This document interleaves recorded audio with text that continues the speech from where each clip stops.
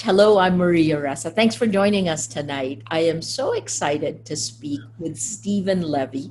He is editor at large of Wired Magazine, and most recently, well, he published the latest book on Facebook, The Inside Story, last year. Before I met him, I read his book and that he published in 2011 called In the Plex about Google. He knows a ton about Silicon Valley and what it's like to report on it. Uh, Stephen, it is so good. Thanks for joining us. Thank you. It's my pleasure. It's always great to talk to you. By the way, it's kind of funny. You said the book came out last year. It seems like last year, it seems like 10 years ago, but it was only February. Oh my Lord. Okay. Yeah. You're right. Okay. So it is the most recent book on Facebook.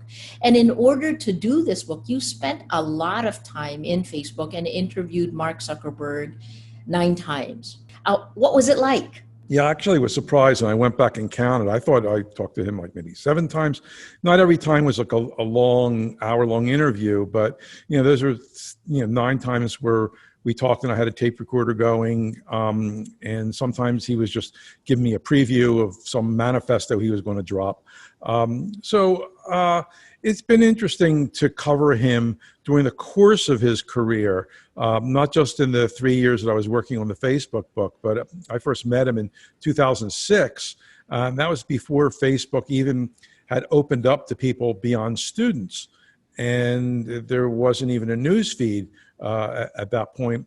And at that time, he was an extremely awkward communicator, almost a non-communicator. It was hard to get things out from him. And I learned when I was doing the book that sometimes even when he was addressing his small staff, sometimes he would get nervous. He would have to lean against a desk or something because he was just nervous talking to that small group of people he trusted.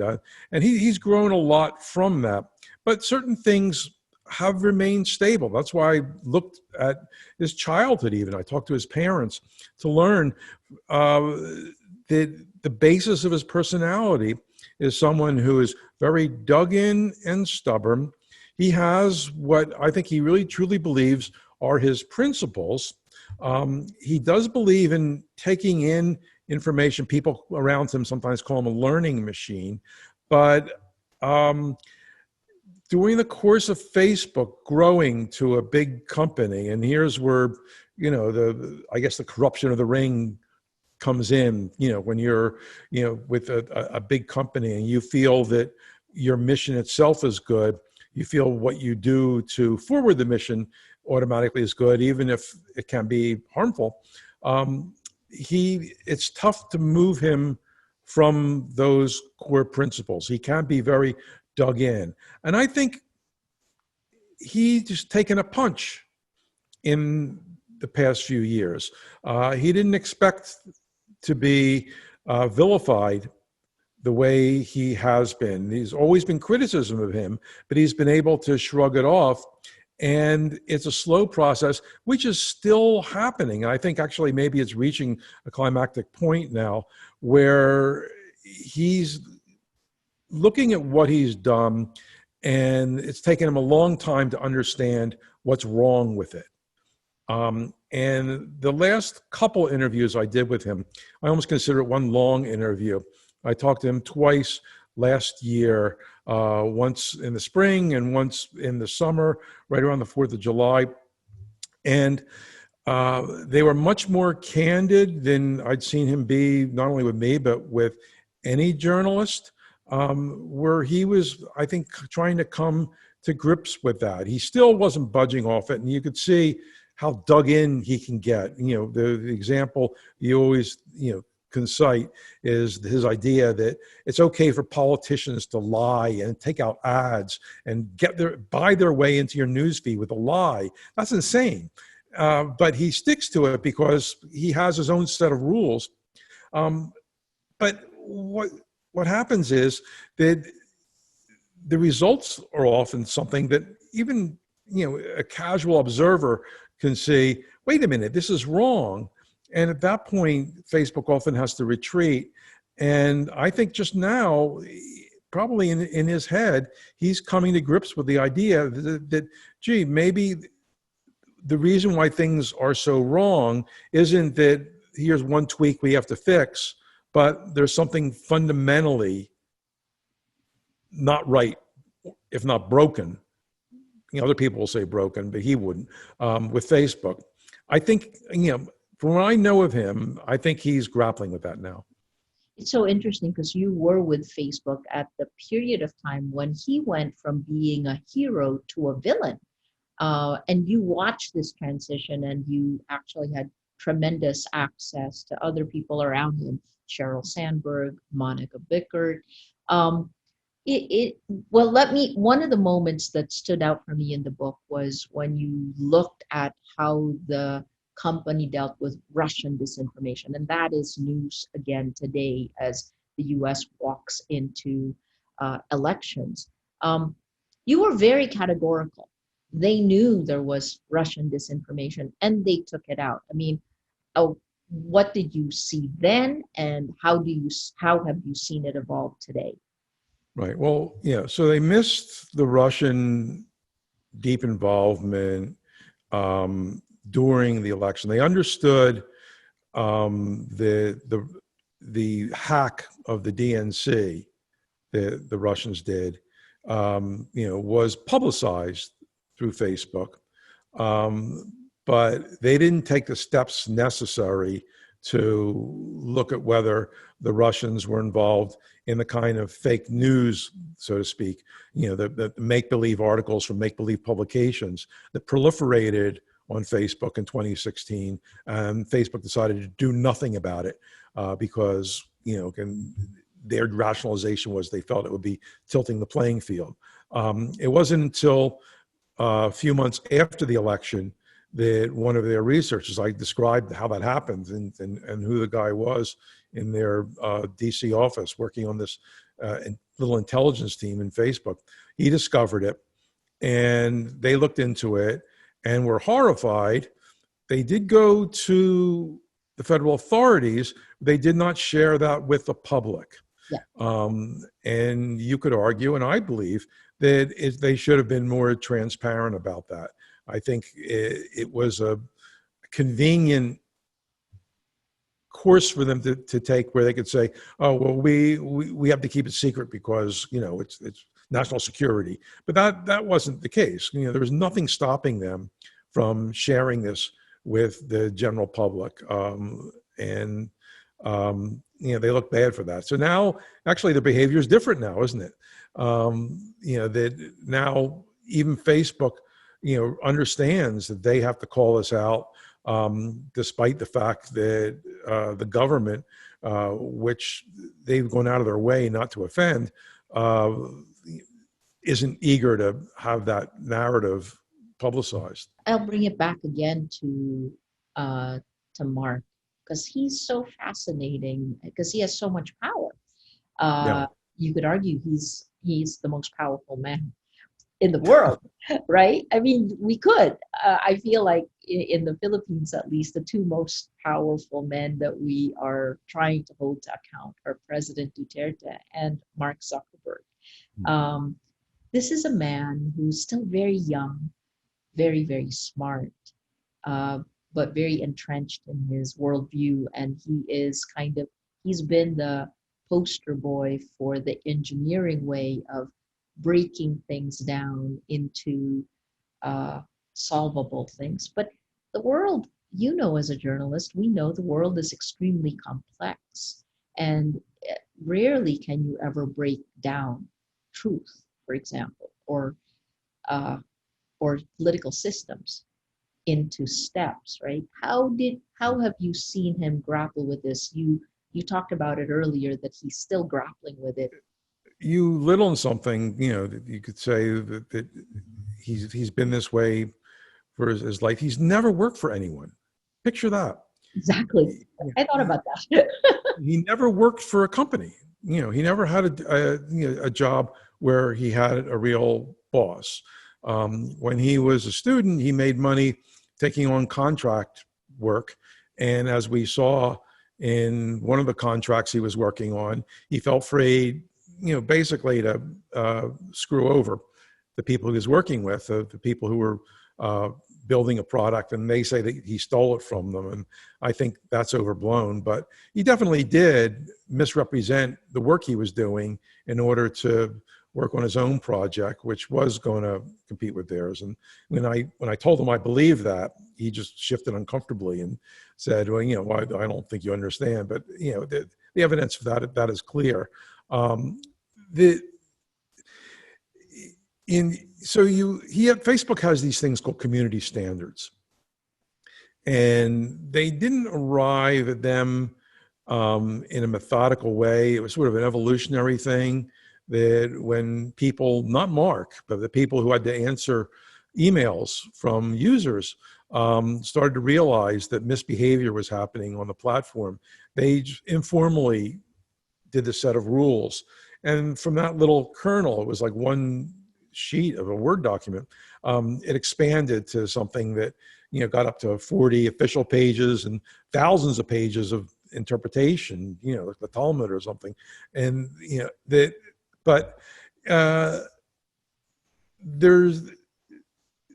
because this document exists, it's viewed in Facebook as almost code that runs the thing. So if there's something that looks wrong, but the code says, oh, there's nothing violating the code here, they'll let it go. And that's what happened recently when we saw evidence that that it was just wrong. These militias were gathering followers to come in and break up protests in a violent way. People reported it hundreds of times, and the people who got the report said, gee, there's no violation of our terms here. And I think that happens again and again, that we see Facebook saying, hey, no violation. We looked at it. Look, here's our rules.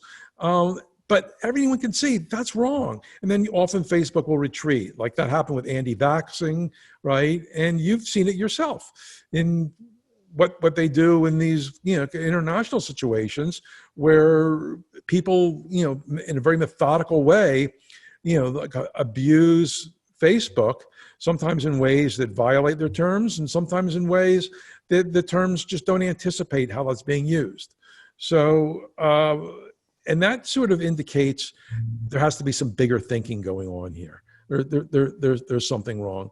And that's what I think to date, that's the step that Facebook hasn't taken. And I think is fighting back on them. And here's what's really getting Zuckerberg now is that his own employees see this fallacy and they're not standing up for that. And that really is something that alarms him, because all along he's a person who thinks in long horizons. He bought this virtual reality company because he felt 10 years down the road this is going to be the next mobile, in terms of the platform that everyone's going to use. And Facebook almost had a death experience by being late to mobile that they recovered very well. I tell that story. But he doesn't want to be cut short again. But in order to do that, in order to stay relevant 5 years from now, 10 years from now, he has to have the best employees. He has to get the best talent and keep the best talent. And now the best talent is embarrassed to work for him. Where do you see this heading, especially with elections coming up in November in the US? Well, it's a scary situation because, if you look at what circulates on Facebook, there's still a lot of misinformation, some of which violates their terms of standards and they're trying to take down, and other things which don't violate their terms of standards, but you look at it and saying, that's wrong. That basically the yardstick should be that Facebook is not a major force for divisiveness and misinformation. And Facebook would agree with that statement, but the evidence is overwhelming that it's a factor in that. And they profess to be a data-driven operation, so that's what they have to grapple with. It's like they're not looking at their own data, or the data is geared more towards growth. Can I ask you again, because you've spent so much time with Mark, um, his ideas of good and evil? Does he think in those terms? Like I talk a lot about how when we have our values, we have to draw the line where on this side you're good and on this side you're evil. What I've read in your book is just about the way he thinks and the way he breaks everything down and his single-minded focus on his goal, which in terms of Facebook was growth, was connecting the world without realizing. And it's only recently that he's started to talk about all the dangers of connecting 3.2 billion people. Does he know? Does he set the line of where on this side he's good and on this side he's evil? Has he set that for himself? Well, for a long time, and they still do this, it's, like a measurement issue. They say, well, really, we're only talking about a small percentage of the things on Facebook, which are divisive or, possibly harmful, things they don't get in time. And eventually AI will address that. And, so they've thought about it more of the way that they always thought about it when Facebook was a student publication and the consequences weren't as dire. And it's harder to see things that way when people die. And it doesn't happen, every day necessarily, but, there have been cases where the consequences of things on Facebook have resulted in real harm to people. And, so they have to look at those problems more like a plane crash happened than, someone's feelings got hurt down the dorm. Yeah. Yeah. And I think you can't separate their self-interest from that. I think that whereas, and I have to tell you also, I enjoy talking to Mark Zuckerberg. He's not, when I talk to him, I don't feel like I'm being manipulated. I think I got to the point at Mark where he was showing who he is. And he's a person who is very single-minded. He wants to do good, but his ambition gets mixed up with that. And that's why I tried to very methodically go back and show my readers step by step where that happened, right? So there's one chapter about growth. Yes. And it was a great untold story, I felt, about the way the growth team operated. Now, it wasn't that he brought in someone who said, Mark, growth's got to be number one. That was always what Zuckerberg wanted to do. Really, Facebook wasn't even 2 weeks old before he was planning to move it from Harvard to, knock off the equivalent at Columbia, right? So growth was always big with him. But he brought on this guy, this amazing guy named Chamath Palihapitiya, who was like a madman for growth, and he bulldozed all the norms in order to do it. And he had his own cadre of people. He was given the best talent in the company to go and do crazy things, to boost growth, things, stepping on privacy issues and things like that. And Mark let that happen, right? That was something that he didn't want to get to the bottom of what that group was doing.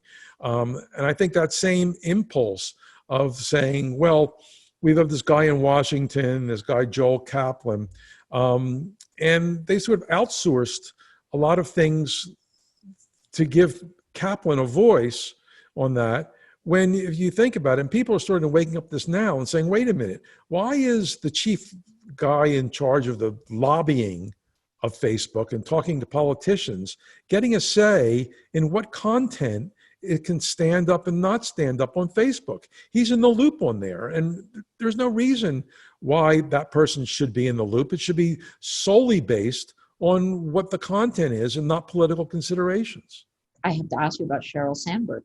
She is, many people will say, Mark was younger, very driven on the tech, but she controlled a big chunk of the company. What happened? Right. Well, I think Cheryl's story. I actually am very, in some senses, sympathetic to Sheryl because, to me, she exemplifies, I guess, what people think of as the meritocracy in America. She came from relative privilege. Her family's a lot of physicians in her family, kind of upper middle class. She went to Harvard, worked hard. She believes that if you work hard enough, anything will come to you, right? You work hard and you get the A plus. And she worked for the World Bank, and can work for some, did some projects there that help eradicate disease, and she worked for the Treasury company. Her mentor became the Secretary of the Treasury. She goes to Silicon Valley, works for Google, helps build their ad operation, and then takes this step up to somewhat be a mentor to Mark and to also build their ad business, their business model.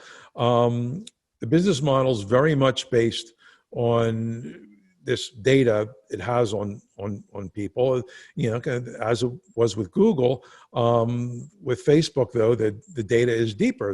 They know all your behavior, and then they purchased information to know more about it. And again, she was convinced that the mission was good.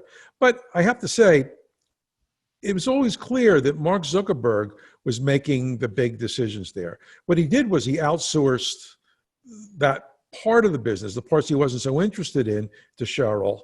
And when the problems came up on her watch, she didn't call on him to say, Mark, we've got a big problem. Help us out here. Because the way the company was split, all the engineering, even in the ad world, was reporting to Mark. And those people, that army that Mark had to help Cheryl's people if this was going to be addressed. And so, as a matter of fact, the Russian involvement didn't even come to Mark's attention until the chief security officer, a guy who reported up a chain to Sheryl, skipped over her and started, writing to Zuckerberg's lieutenants and saying, "Hey, there's this problem here." So, so she missed that, and I know she knows that, and that hurts her. And she's in this box now. I think. Life is, probably tough for Sheryl in that sense, in the professional sense. And to be honest, I would be surprised if in 2 years Cheryl's there. Wow. So can you imagine a world that Facebook isn't a part? Can you imagine a world without Facebook? Because I don't think I can. Like, how do you see Facebook now shifting to this new world that they've helped create? Well, Mark made some very smart moves that, a lot of state attorneys generals and DOJ, Department of Justice attorneys and people in Europe are looking at now to buy two other companies that he's now trying to integrate more closely into Facebook. That's obviously Instagram and WhatsApp. To be honest, I think the future of those companies is more promising than in Facebook. I think the vision would be that Facebook, the company, would be this multi-headed, this Hydra-like operation where you would be a customer of the corporation, and various components of it will be part of your online life. But nothing is forever, really, and it's unclear whether in 20 years we'll be talking about Facebook like we talk it now, where its power will be what it is. I don't think someone who's 20 years old will be growing old with anything like the Facebook we know now. Let me ask you about the Google and Facebook together, given the books that you've written.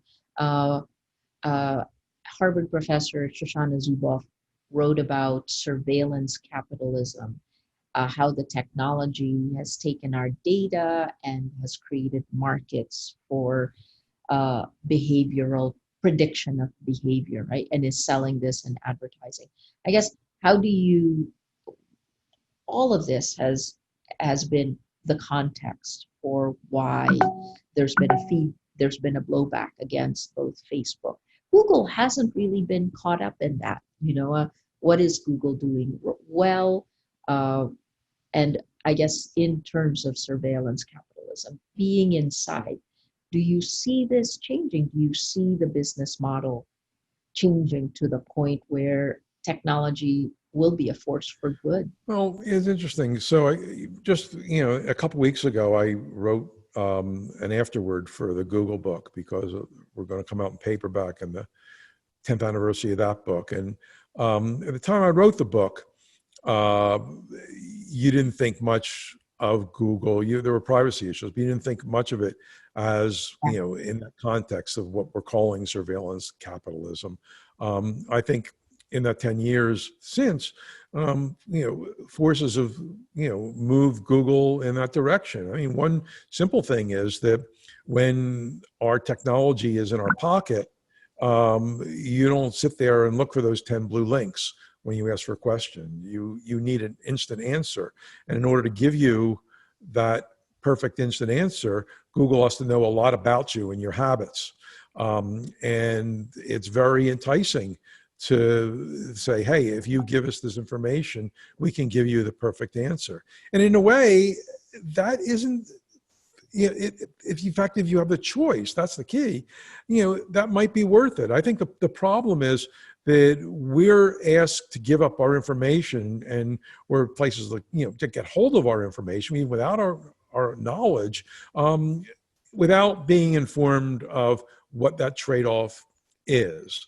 And, I think that, what Apple just did is basically say in their next version of the operating system, they're going to tell people, say, hey, this place wants to get this information. Do you want to make that trade-off? And people will say yes or no. And Facebook says, that's going to cut into our ad revenue.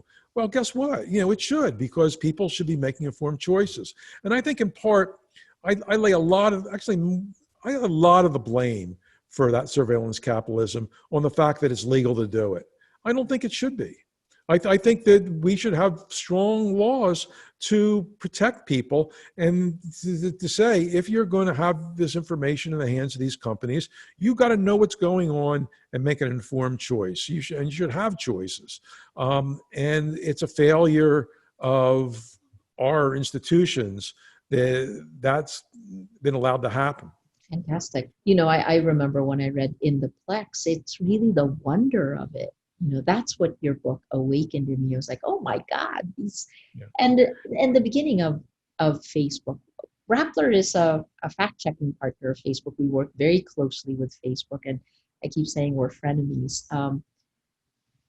The last question I have really is, a question I struggle with myself, which is,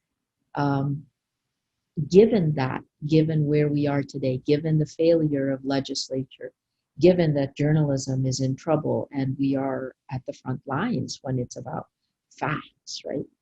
What can we do? Because I'm also convinced that we need tech, but what can we do to help them? Enlighten self-interest. What can we do with them? I think that's a great question. I think we have to support the places like Rappler that do serious journalism, that try to sift the truth from misinformation, that get to the bottom of things, not spread the misinformation, call it out when you see it. exercise your right to vote, to have people who in office who support the truth, who run governments, based on the truth and not try to deceive the people who work for them. Sometimes that's not so easy in some places, as you may know. And uh, but it is you're absolutely correct that we have a role in this. And it's interesting. We talk about Zuckerberg. You mentioned him as the most powerful person. He's uncomfortable in some sense with that, and he's trying to do this oversight board to take some of the heat off. But ultimately, this is his. And I feel that if it wasn't Mark Zuckerberg, there would be a different Facebook. Yeah. These kind of companies are working in a winner-take-all ecosystem. It's not an accident that one search engine dominates, that one social network dominates. And that's something that we've allowed to happen. And if the nature of it is that it has to be that way, then we need to figure out ways to regulate it so it doesn't, it's not abusive. And so it is up to us to put pressure on regulators to do that, but also to hey, support the places that are going to circulate the truth. And a lot of people just say, I'm going to delete Facebook, and they do. And we miss them. Who use them. It's good to have one place where all your friends are, but if that's what you feel you have to do, don't look back. It's hard. I mean, definitely in the Philippines, where so many we have a Filipino diaspora. We live on Facebook. 100% of Filipinos on the internet are on Facebook. I know I said last question. This truly is the last question. Given elections in the United States, you have, people are going to vote, but given that facts are debatable, can you have integrity of elections without the facts? I don't think, it's a great situation to do that. I mean, it really, if the election winds up being about whether we're going to choose a system where facts matter, where facts don't matter, then wow, that's even bigger than a leader, isn't it? And, things don't work out great when you throw out the facts. History teaches you that. And even the places that, scramble, even leaders who scramble to the top based on lies wind up getting a comeuppance eventually. So I think I'm on the side of truth. That's my side. No, thank you. Thank you so much. Guys, you got to read Facebook, the Inside Story, Stephen Levy.